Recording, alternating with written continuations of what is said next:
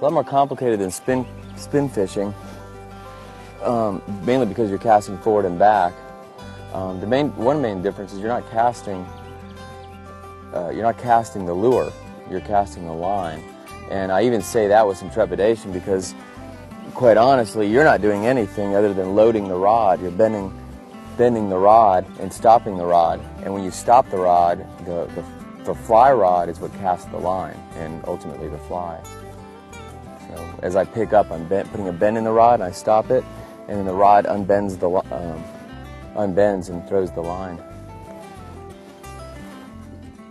Disadvantage of the fly rod are places like we are right now, with a very tight cover. It's a little narrow corridor to throw my back cast, so not a lot of room. People that get started, maybe they're fly fishermen already and they decide to get a kayak. I think one of the problems they have is casting. One of the greatest tips I offer anyone is with fly casting is most people are fishing like this with their rod in the air. And when I was talking about loading the rod, by the time they load the rod, they're here. They're starting to load the rod, and they finish the cast off and hit the water in the back. And so the great tip that I really offer everybody is when you make your cast, you've got your line out and you're stripping in. I always lean over like this because I'm ready for a strike. But even if you're back like this, those last few strips before you make your cast, you want to lean forward and get ready because you have a long casting stroke.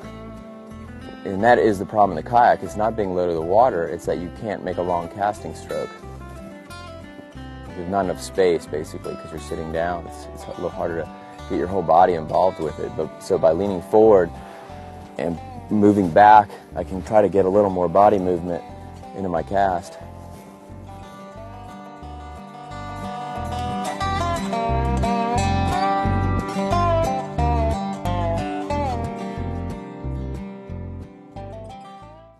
Coming up! Coming up!